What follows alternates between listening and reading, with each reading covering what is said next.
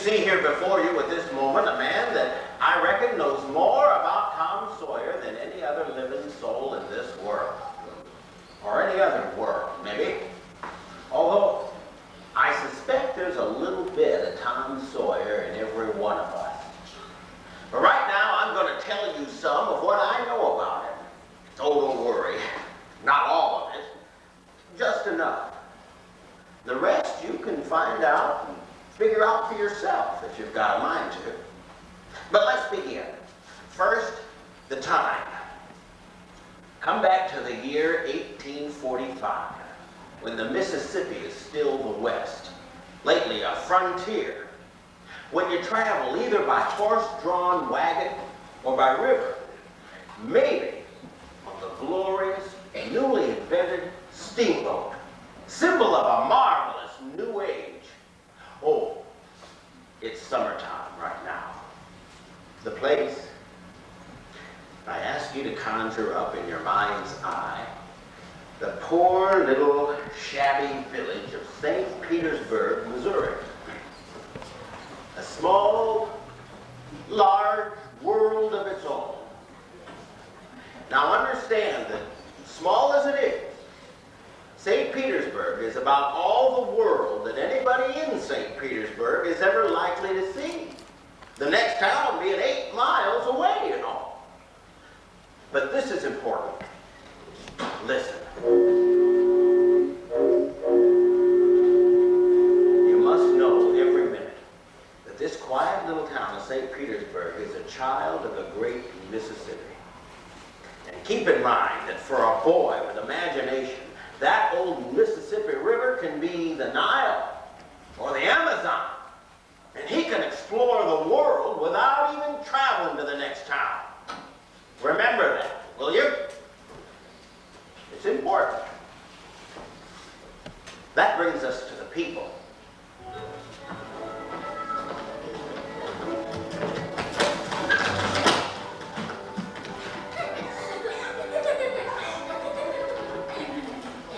Notice that I can see them, touch them even, but they don't see me.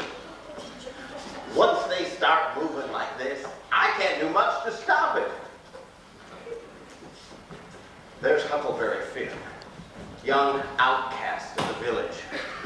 He is ignorant, unwashed, insufficiently fed, and the only truly independent person, man, woman, or child in the community. I suppose for this reason, he is continually happy. Huckleberry comes and goes of his own free will. He does not have to go to school or church. He can go fishing or swimming when and where he chooses. He does not have to wash or put on clean clothes. In short, everything that goes to make life precious, that boy has. There's Becky Thatcher, the new girl in town. And there, showing off for Becky. There's Tom Sawyer. And there's a whole raft of other interesting characters in the quiet little village. Did I say quiet? Tom! Tom's Aunt Polly. She is one of the town's more interested... What's going into that boy? I wonder. Dang it. They won't let me explain anymore. They're coming to life. You'll just have to figure them out for yourself, I reckon. When I get my hands on you, Tom. I never did see the beat of that boy. You cut! There you are. Cut. You come over here right now. Now what you been up to? Nothing. Nothing. Look at your mouth. And your hands. Oh, what is that? I don't know. Well, I know. It's jam. 40 times I've said you didn't let that jam alone, I'd skin you. Now you go find me a switch.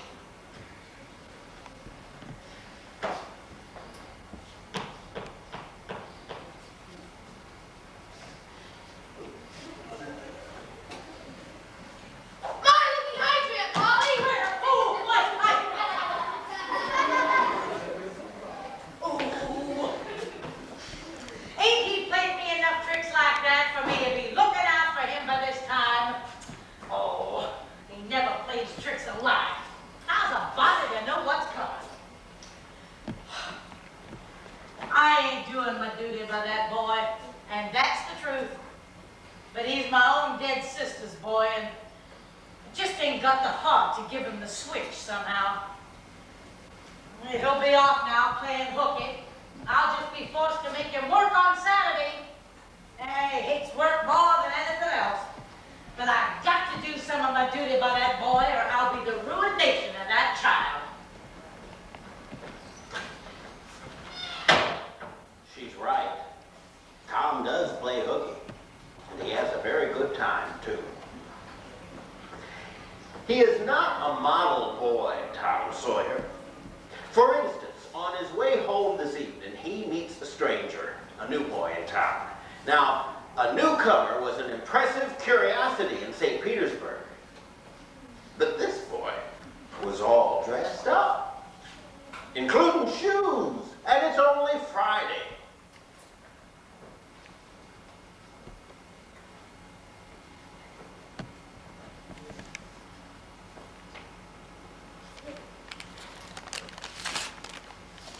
I can lick you. I'd like to see you try it. Well, I can do it. No, you can't either. Yes, I can. No, you can't. Can't? What's your name? Isn't any of your business, maybe? Well, it just might make it my business. Well, why don't you? Well, I will. Well, if you say much, I will. Much, much, much. There now. Oh, you think you're mighty smart, don't you? Well, I can lick you with one hand tied behind me if I wanted to. Well, why don't you do it? Well, I will if you fool with me. Oh, of course you will. Well, I will. Well, why don't you then? What do you keep saying for? It's because you're afraid. I ain't afraid. You are. I ain't. You are. You're a coward and a pup. I'll tell my big brother on you, and he can thrash you with his little finger, and I'll make him do it too. What do I care for your big brother? I've got a brother that's bigger than he is. And what's more, my brother can throw your brother over that fence there. Both brothers are imaginary. That's a lie. You're saying so to make it so. I dare you to step over that line, and I'll lick you till you can't stand up. You said you'd do it. Now let's see you do it. Don't you grab me now. You better look out. Well, why don't you do it? Hang it. For 2 cents, I will do it.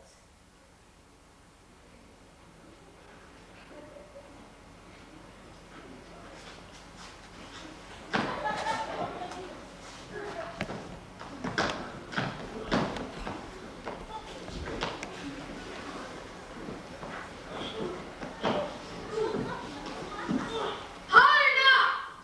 Holler now! No, that'll learn ya. Better look out for who you're fooling with next time. Tom! Come here, Tom! Tom! Yes, sir? Oh, Tom! Tom, it was powerful warm in school today, wasn't it? Yes, sir. Well, did you want to go in swimming, Tom? No. Well, not very much. But you ain't too warm now, are you? Some of us decided to pump on our heads after school. Mine's damp yet. See? Well, Tom, you didn't have to undo your shirt collar here where I sewed it, did you, to pump on your head? Oh, Bob, I was sure you'd play hooky and being a swimmer, but I forgive you, Tom. Well, that shirt collar's stitched up just like I sewed it. Well, now, if I didn't think you sewed it white right, but it's black. Well, I did sew it with white thread. Confound! Sometimes you sew it with white thread, sometimes you sew it with black. I wish that Jiminy would stick to one or t'other. I can't get the right of it. Well, tomorrow's Saturday, and I know one young boy who will not be going in swimming. He'll be too busy whitewashing that fence over there. City, I'll lick you for this. Don't you say one word to Sidney. You get in the house.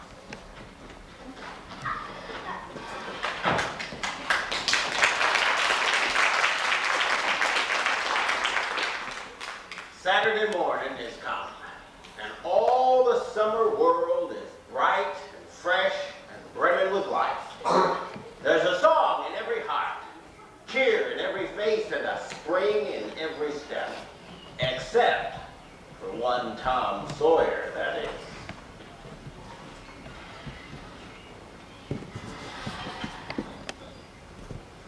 Looking over that fence, 5 5 feet high, 30 yards long. All gladness leaves him. Life to him seems hollow, and existence but a burden.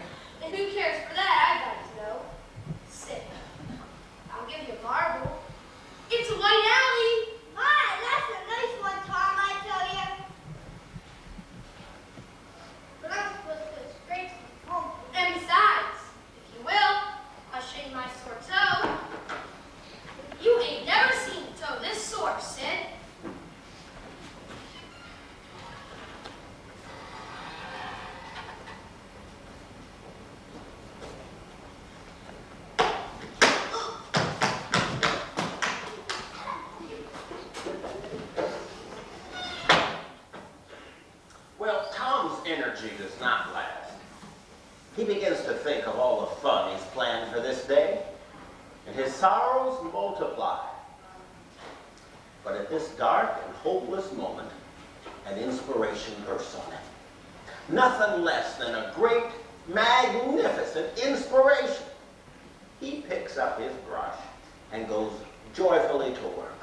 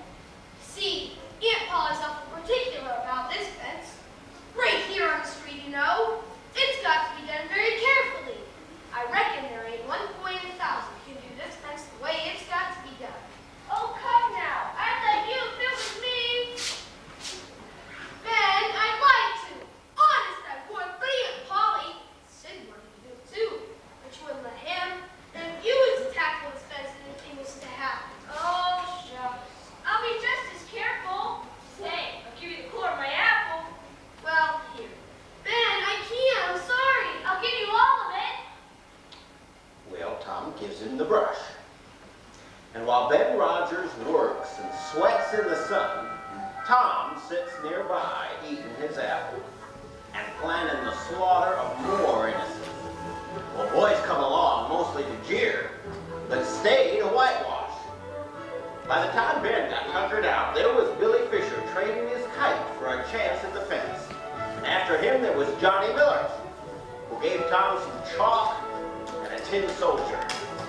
In just a few hours, Tom was rolling in wealth. 12 marbles, a piece of blue bottle glass to look through, a key that don't unlock anything, a couple of tadpoles, a kitten with only one eye, and a solid brass doorknob. All the while, Tom had a nice idle time watching everybody do his work. And that fence had not 2, but 3 coats of whitewash on it. But if he weren't out of whitewash, not a boy in the treasure left.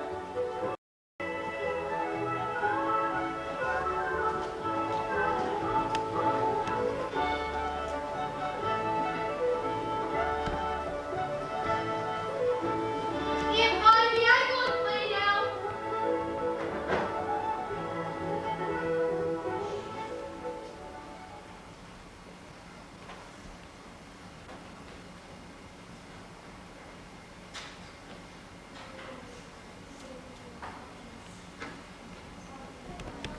Tom, are you done already? You can't be, Tom. Yep. Oh, Tom, don't lie to me, Tom. I can't bear it. I ain't lying, Aunt Polly. It's all done. Well, I never. There's no doubt about it, Tom. You can't work when you're a minder. Hey, here, you take this and run along to play. But you go home before dark, or I'll tan you.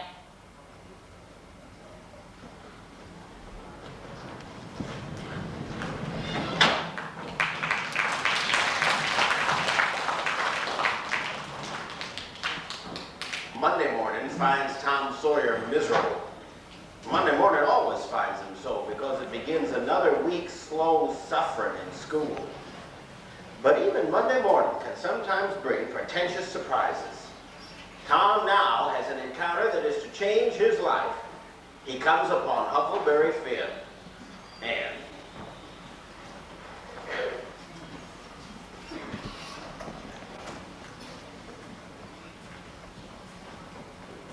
Hello, Huckleberry. Hello yourself. See how you like. What's that you got? Dead cat. Let me see, Huck. My, he's pretty stiff. Where'd you get him? Got him off in a boy. Sad. What is dead cat good for, Huck? Good for cure warts with. No. Is that so? Huck, I've heard frogs so much. I've always got to consider them many warts. How do you cure 'em with dead cats? Why, take your cat and go in the graveyard.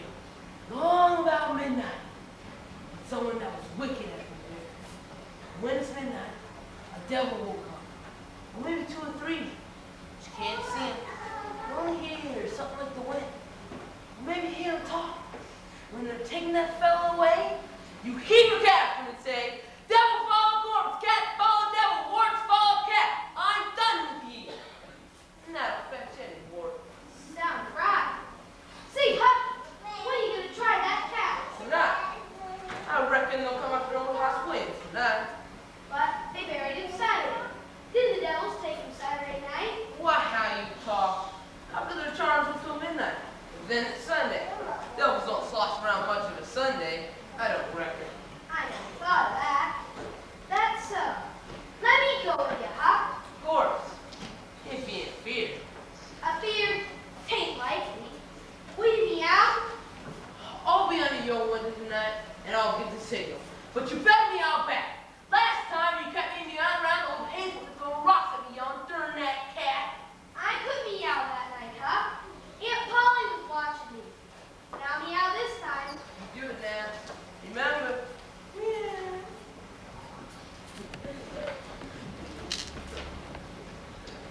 all of this, of course, makes Tom more than just a bit late for school this Monday morning.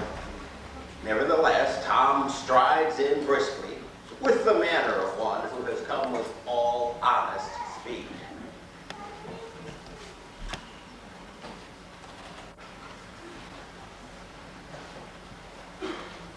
Thomas Sawyer! Tom knew that when his name was pronounced in full, it meant trouble. Sir? Come up here.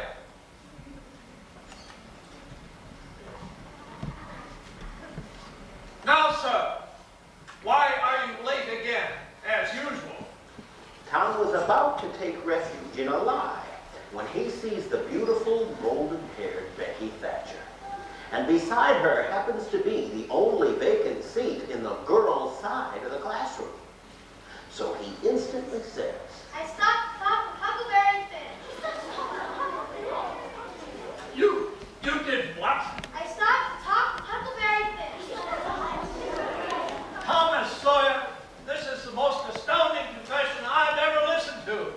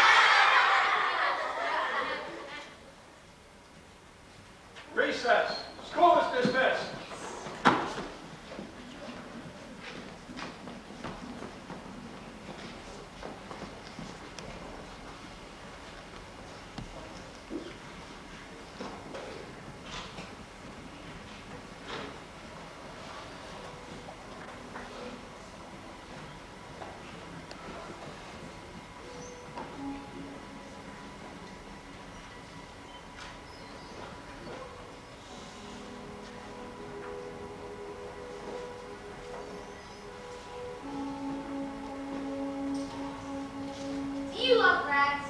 No, I hate them. I do too, live ones. But I need dead ones to swing around your head and stray. No, I don't care much for rats anyway. But I like chewing them. I should say so. I wish I had some now. Do you? I've got some. I'll let you chew up if you give it back to me.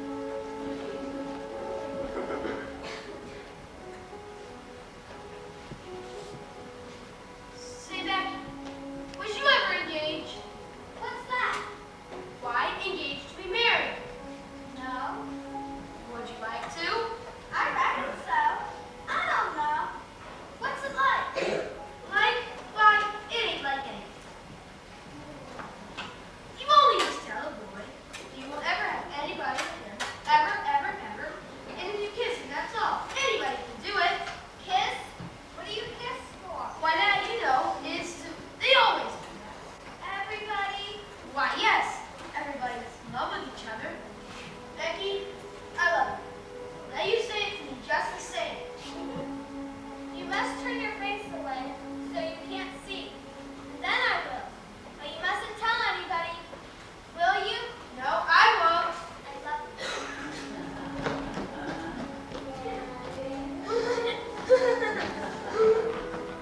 There. Now it's all over but the kiss. Oh, don't be afraid of that. It ain't nothing. Please, Becky. There.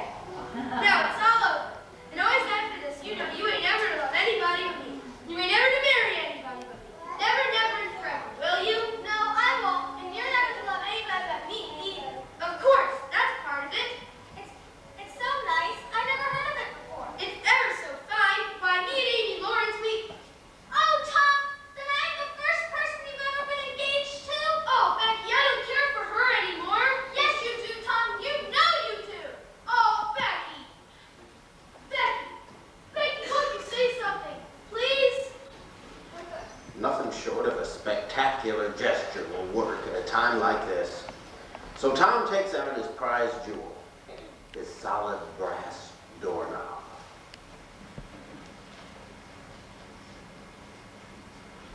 Please, Becky, take it.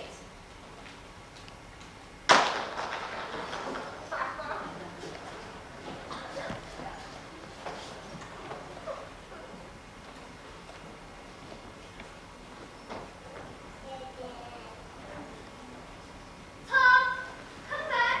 Tom.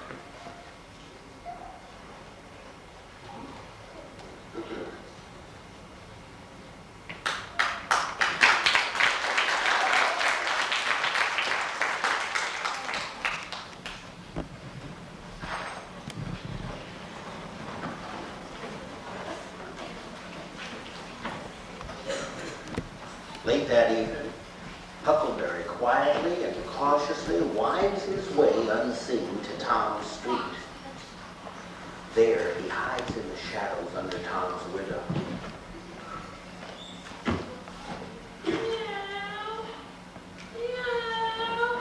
Darn that neighbor's cat!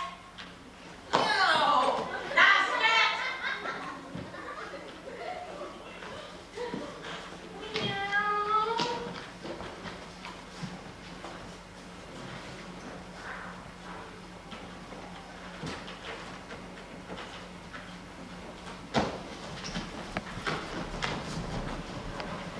So the boys find themselves entering the graveyard just at midnight.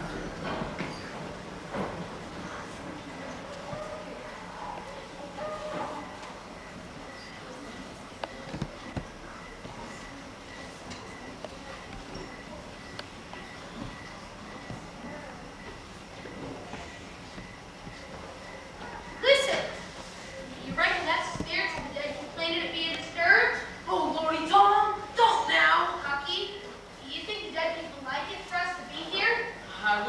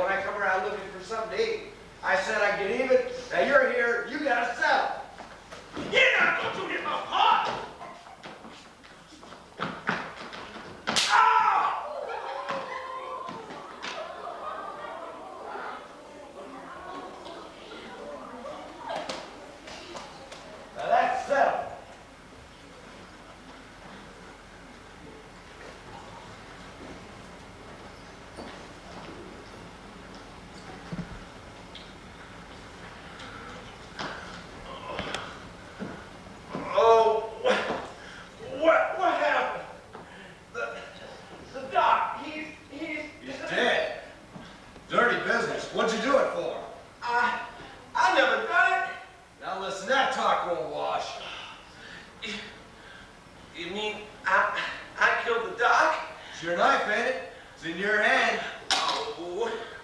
Oh, I'm all in a muddle. I can't remember anything hardly. Tell me, Joe, did I do it? I never meant to. By my soul, honor, I never meant to. Oh, this is terrible. And him a doctor and so young. You two was scuffling, and he fetched you one with that headboard, and you fell flat. And then you come up, kind of staggering, you grab the knife, jammed it into him just as he hit you again. And there you lay, dead as a wedge, till just now. Oh, but I didn't know what I was doing. I wished I may die this minute if I did. Joe, say you won't tell, Joe. I always stood up for you, remember? Joe, swear you won't tell, Joe. You've always been fair and square with me, my brother. I won't go back on you. I won't tell. Oh, you're a good man, Joe. I bless you for this, the longest day I lived. Enough of that. We ain't got no time for blubbering. You go on up yonder way, and I'll go that. Hurry now. Don't leave no tracks behind you.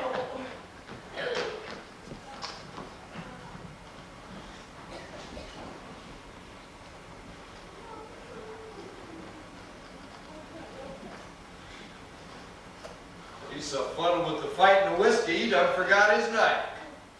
Chicken-hearted, drunk old fool.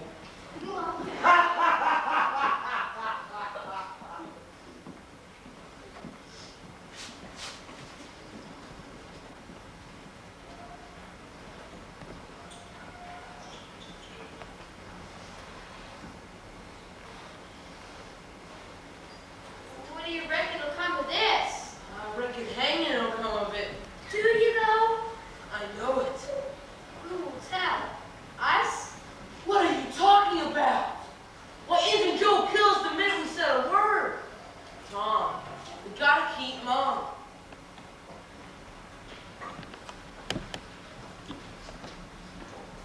Tom and Huck agree that they must swear an oath, signed in their own blood, never to tell what they've seen.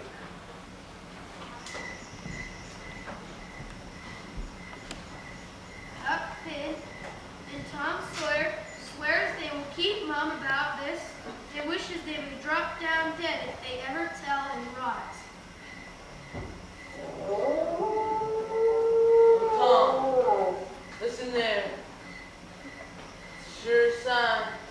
The moon like it is, that means someone's gonna die soon for sure. Huck, I've got a terrible feeling it's gonna be poor old Buff Potter. Now Tom, remember we swore to keep Mom or drop down dead.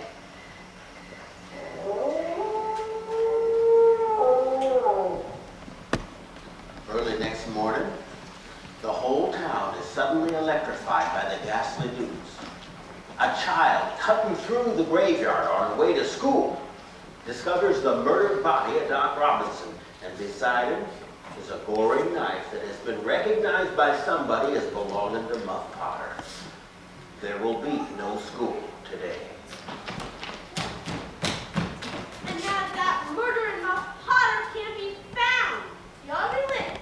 No good drunken murder. The public are not slow in sifting the evidence and arriving at a verdict. Poor young Dr. Robinson. Buff Potter will hang for this if they catch him. It looks mighty bad for Buff Potter. And all. It looks mighty bad. Look! There's Muff Potter! I didn't do it. A friend, by my soul, I never done it. Oh, you believe me, don't you? Oh. Is that your knife? You sure as I'm doing, you got it. Oh, tell him, Joe. It's no use anymore. I was there, I saw the whole thing. My father killed Doc Robinson with that knife.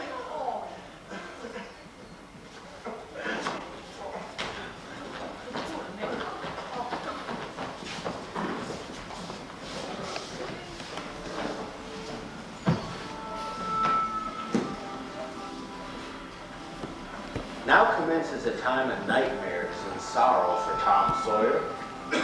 Every day, Tom sneaks out to the lonely little jail window and smuggles tobacco and such small comforts to Muff. These offerings ease Tom's conscience in the daytime, but they're no help at all in the night. Tom, you're a true friend, old Muff. The only friend I got left. Don't torment me so. I'll tell. Well, Injun Joe will kill us just as sure as we're standing here. I wish they would drop down dead if they'd ever tell.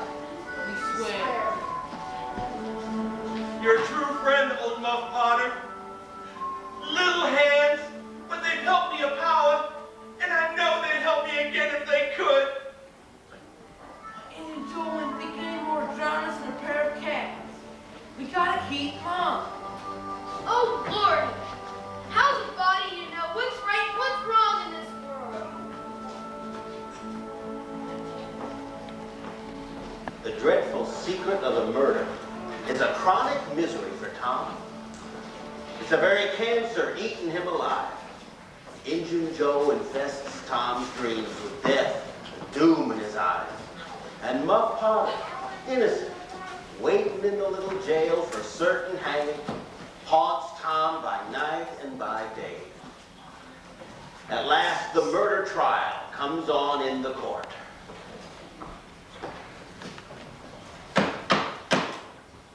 This court will now come to order.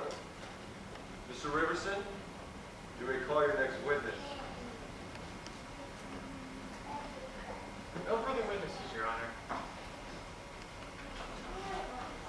By the oaths of citizens whose simple words above suspicion, we have heard that Muff Potter was seen washing off in the river early in the morning after the murder. That it was his knife found near the body. A fact even Muff Potter does not deny. Finally, we have a witness who saw it happen. And he points to one man, Muff Potter. Your Honor, we arrest our kids. Your Honor, we originally proposed to prove that our client did this fearful deed while under the influence of a blind and irresponsible delirium produced by drink. We have changed our mind. We shall not offer this plea. The defense calls Thomas Sawyer.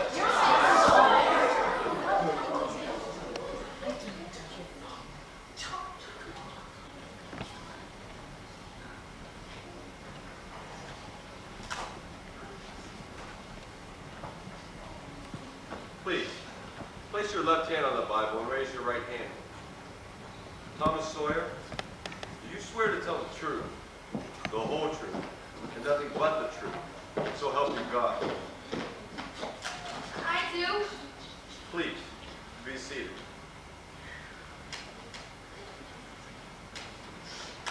Thomas Sawyer, before court this morning, you came into my office and said that you had something to tell. Can you tell this court why you waited until now to do this?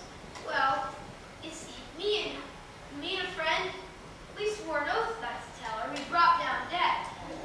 So what changed your mind? Well, I know God will strike me dead if I break my sacred oath. But I reckon I'm mostly wicked anyway. And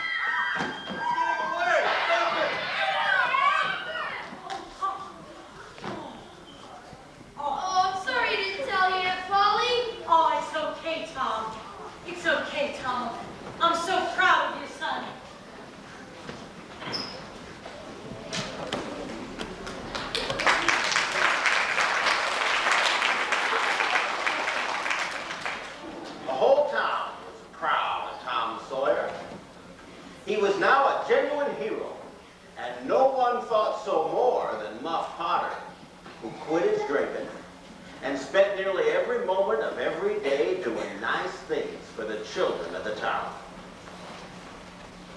But there was still one person who wasn't speaking to Tom.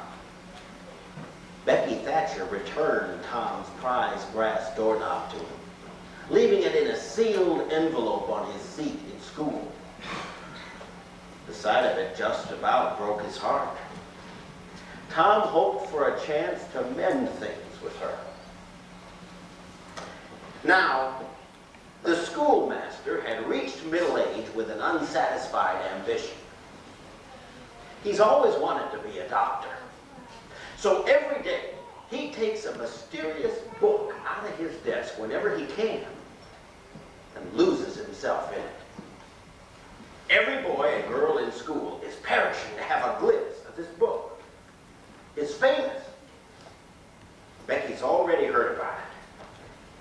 And she's seen the master reading it this very morning.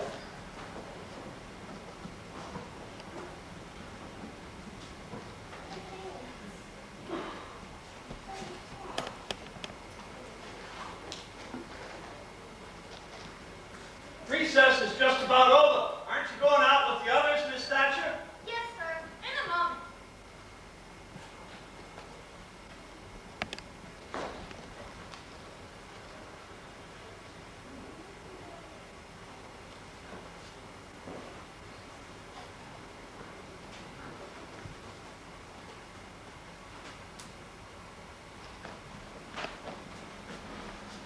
She notices the key has been left in the desk lock.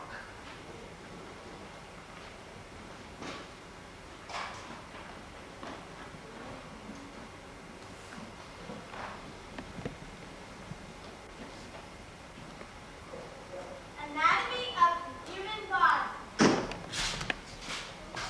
Tom Sawyer, you were just as mean as you could be. Sneak up on a person and look what they're looking at. How can I know you was looking at anything? You ought to be ashamed of yourself. You know you're going to tell me. Oh, what shall I do? I'll be whipped. And never my whole life was I whipped in school. Hurry, Becky. Put it back.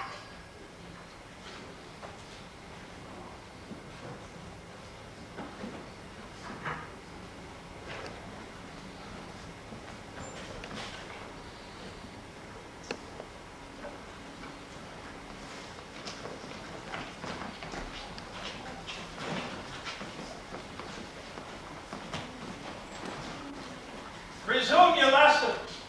6th grade boys, prepare to recite.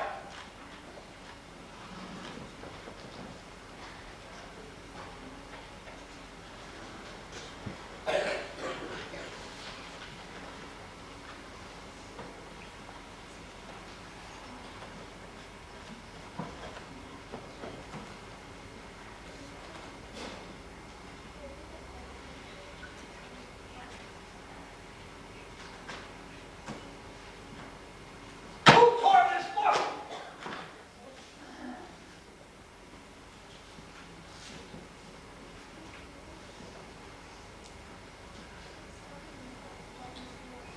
Benjamin Rogers, did you tear this book? No, sir. Joseph Harper, did you? No, sir.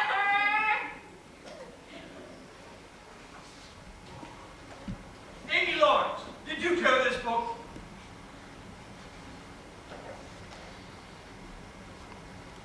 Rebecca Thatcher, did you? No. Look at me. Did you tear this? I don't.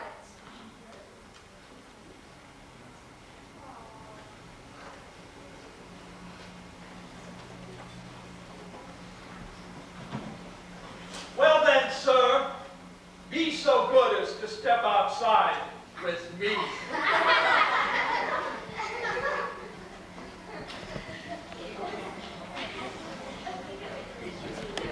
Through this simple, noble deed, Tom had won Becky over once and for all. So it should be no surprise that when the whole town gathered for the July 4th picnic, Tom and Becky were inseparable. Now the picnic was held near McDougal's cave, and the highlight of the day was to be a grand tour of some of its large passages near the opening. Now, McDougal's cave is endless. Even the grown men in town don't wander inside very far, because with all its winding passages, there's many a man who's never come out again. But there is one man who knows some of its deepest passages.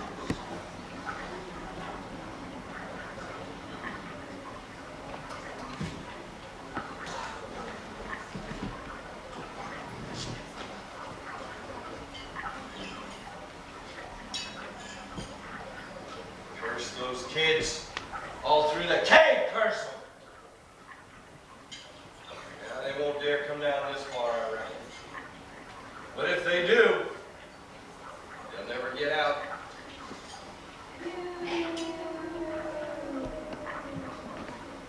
What that sounds like. Nah, it couldn't be.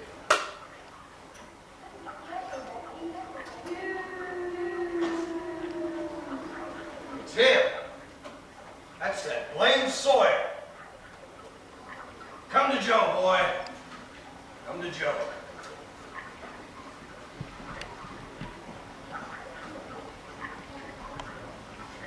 Tom, it seems ever so long since I've heard any of the others. Come to think, Becky, we're way down below them. We couldn't hear them here. We've been gone an awful long time. We better step back. Yes, I reckon we better. But the beds back there almost put out our candles. Let's try another way. It's all a mixed up crookedness to me. Oh, if this ain't the way, we'll come back here and go that way.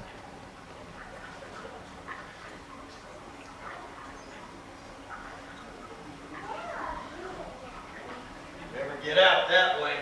But just to be sure.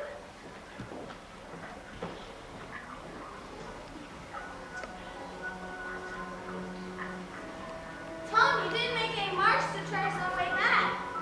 Oh, Becky, I was such a fool. Such a fool, I never thought of it. I can't find the way.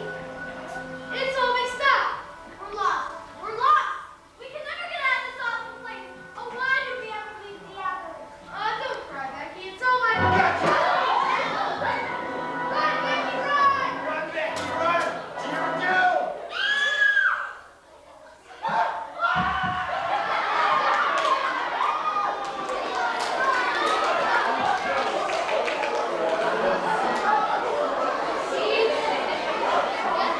He's dead!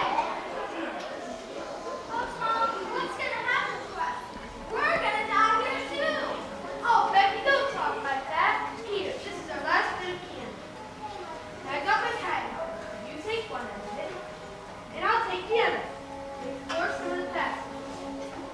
See, get scared waiting here. Just get a little pull on the string, and I'll come running. All right, Tom, but come back every once in a while and speak to me. And when the awful time comes, stay by me and hold my hand till it's over. Will you, Tom? Of course I will. Don't you worry, Becky. We ain't gonna die. They'll miss us, won't they? Yes, they will. Maybe they're running for us now. I reckon maybe they are. I hope they are. When would they miss us, Tom? Why, your mother missed you soon as they got home. Oh, Tom, she thinks I'm staying all night at Susie Harper's. Oh, Lordy, Becky. Tom will never be found. We're here forever and ever. Oh, forget the string for now. Let's get away from this awful place.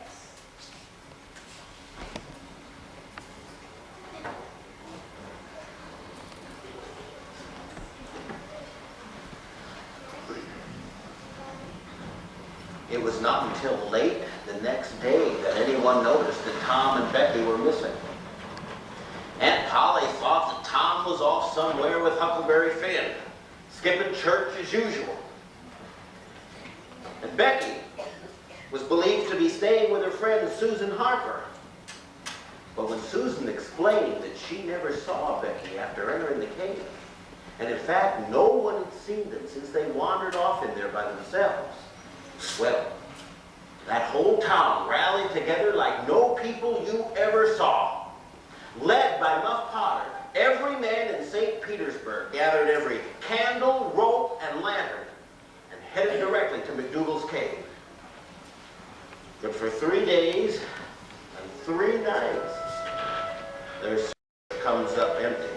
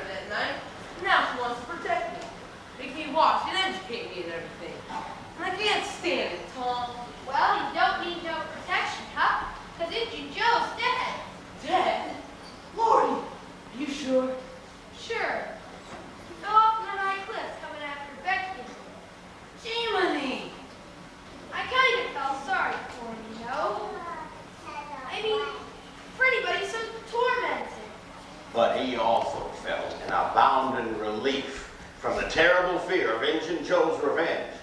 To sleep without nightmares, to be free at last, free to what? Well, We've got to get our gang of pirates started right off. We'll have initiation tomorrow night. You have the witch? The initiation is to swear amongst all the boys of the gang that you'll never tell the gang secrets. It's got to be done just at midnight.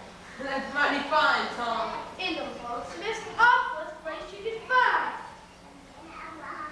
The cave! free to be a boy, full of mischief. True.